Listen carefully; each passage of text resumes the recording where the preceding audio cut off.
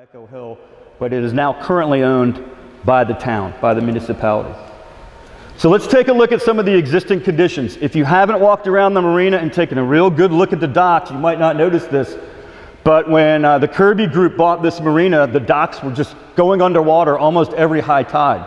So instead of taking out all the docks and putting in new docks, what they ended up doing was essentially putting new docks directly over the old docks.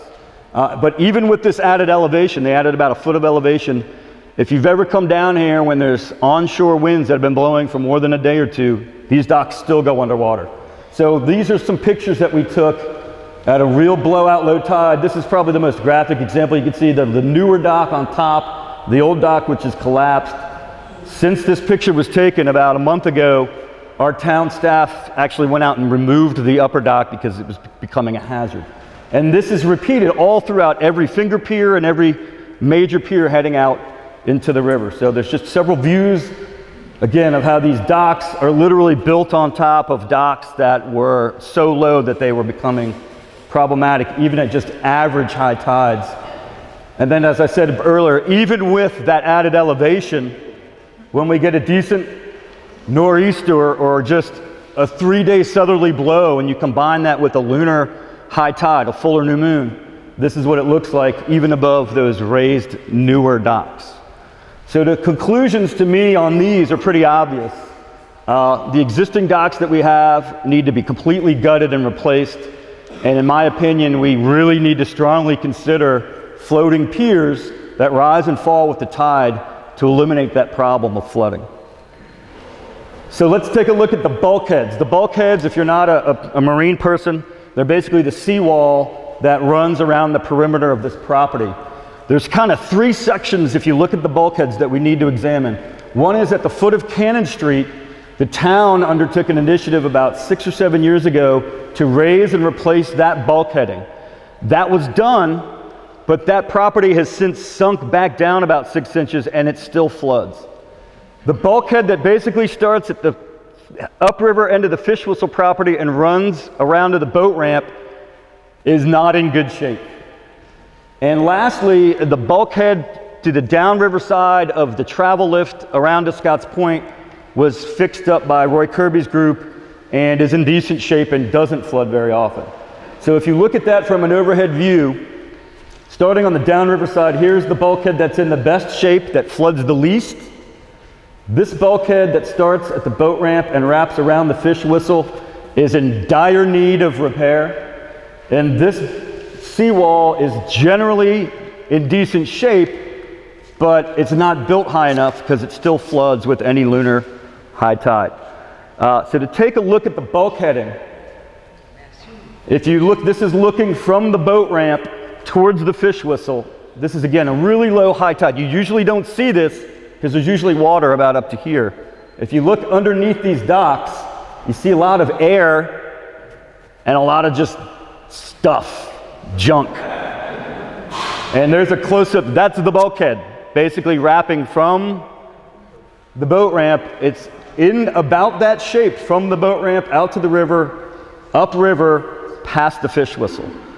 So several looks at that. Again, this is about the lowest tide I've ever seen on this river, but a picture says 1,000 words, and I don't think I need to elaborate too much on this. But this needs to be addressed ASAP. There's also kind of a seawall just downriver of the marina that separates the Scotts Point Marina Basin from this marina basin. In theory, that's designed to slow down sediment transport between the two properties, but you can see the condition that is in. So the conclusions here, I think, are also pretty obvious, especially that bulkheading that starts at the boat ramp, goes out to the river, and wraps upriver towards the Fish Whistle, needs to be replaced as soon as possible. And ideally, we need to raise those bulkheads, in my opinion, 2 to 3 feet. If you've ever been down here at a big high tide when we have major flooding, that's how high, that's how much water is over the bulkheads. And we'll get to that in a minute. So let's talk about water depth. So the marina technically consists of 3 piers. The uprivermost pier is the one just downriver from where Sultana is berthed, but we'll include that. We'll call that the Cannon Street Pier, the one that houses Sultana and Echo Hill's boats. At the end of that dock, there's very deep water, 14 to 18 feet deep, probably about 16 plus on average. I want to put that out there because I read in various blogs, the only reason Cerino is running for mayor is that Sultana's dock is silted in and they need to, that's not true at all.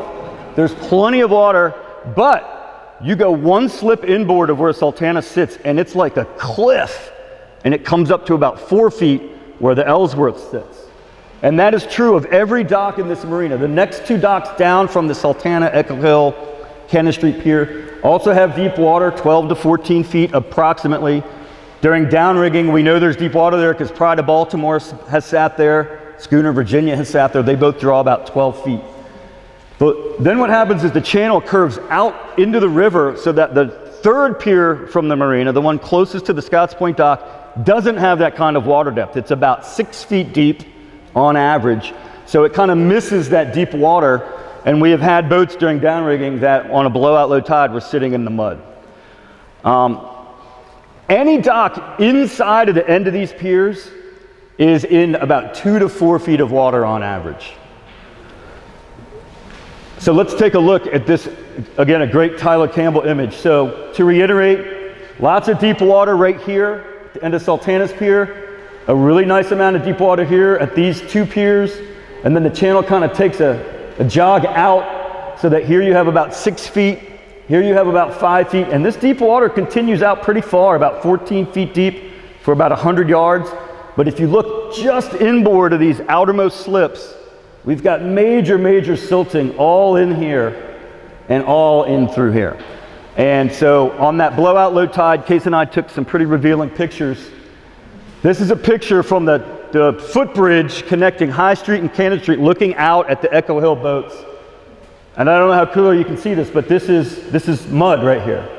So that's, imagine that the tide is high, that's still only about 4 feet right there at a high tide. These are the slips looking from the Fish Whistle corner towards this building. So here's where we are, and I'm way out here. And I don't really need to elaborate too much to show you that there's just not a whole lot of depth there, and it's also kind of nasty. This is looking directly out at the river from the Fish Whistle. So the Fish Whistle's right at my back. I'm looking outriver. You can see that those slips closest to the Fish Whistle are very, very shallow. Again, that is just nothing but mud right there in front of the Fish Whistle. And now this is an unusually low tide, but I want to show this to you so that you see when there's a high tide and the water clarity isn't very much, you kind of get the illusion that there's a lot of water there. There's not a lot of water there. And here's a view looking sort of from the foot of Cannon Street downriver. You can still see all that siltation. So again, the conclusions here I think are pretty obvious. All of those slips inboard of the outermost slips are in dire need of dredging. We lose business at this marina when boating clubs call us up because we have to turn any boat with any sort of V-hull or deep keel away because we don't have the depth to accommodate them, and that makes us lose revenue. There's also been a lot of discussion about further extending the piers another 50 to 60 feet so that you can have additional deep water piers that we know will be in that channel irregardless of dredging. If we were to pull that off, that would make this marina a truly unique destination on the Eastern Shore in particular. There's literally not another marina like that with that many legitimate deep water slips, including the Western Shore. So if we were to pull that off, that would be a real coup, I believe, for the town. Now, how the docks are configured, whether we go from 4 piers to 3, that's for the experts to talk about, and I don't want to make any conclusions about that. So let's take a quick look at the flooding. This marina floods regularly. It doesn't have to be a tropical storm or a hurricane, and it floods at varying degrees. On a typical high tide, there's kind of like 3 low areas where the water comes in first. The first one is between the Fish Whistle and the foot of Cannon Street. There's a low spot there. The corner right next to the marina store is a low area, and then water will often come right up the boat ramp.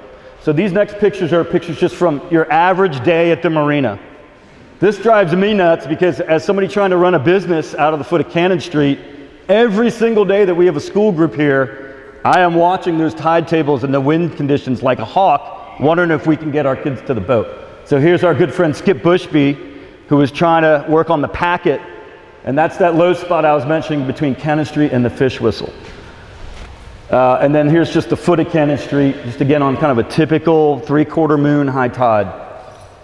The other sort of low spot where you start to see the flooding first is right here. I'm standing on the Marina store looking out at the Fish Whistle parking lot, and you can see that that's all covered with water. It's almost impossible to get to the Marina store. And then here you can see the water kind of creeping up the boat ramp towards this shed. So that's just like a normal day. But then every once in a while, we'll get a day. Actually, we had 4 of these days. All of these pictures I'm about to show you were taken in this month of May. We had 4 days where these conditions I'm about to show you happened. Basically, we had 3 days of strong southerly winds, a slow-moving, low-pressure system that just kind of sat on us for a while and blew a bunch of water up the bay. It happened to be when we had a full moon, and whenever I see that, I know what's coming next, and it looks like this. So here I am standing, or Case I think took this one, on the foot of the footbridge, looking out towards the base of the Cannon Street Pier, and you can see that the water comes basically up to that footbridge, and it's already receded a little bit. All right. This is what the Fish Whistle parking lot looks like when this is happening. Again, this is not from a tropical depression. This is just, you know, something that happened because we had strong southerly winds and a full moon.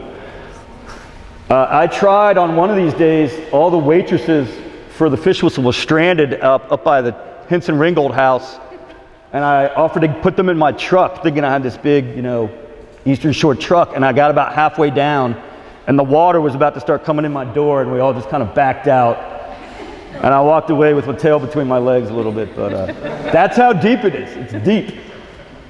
So here's our crew for the Sultana trying to get to the boat. And again, this slopes down from here. All right, here's something I do want to point out. Here's the Cannon Street Pier. See how that's not underwater?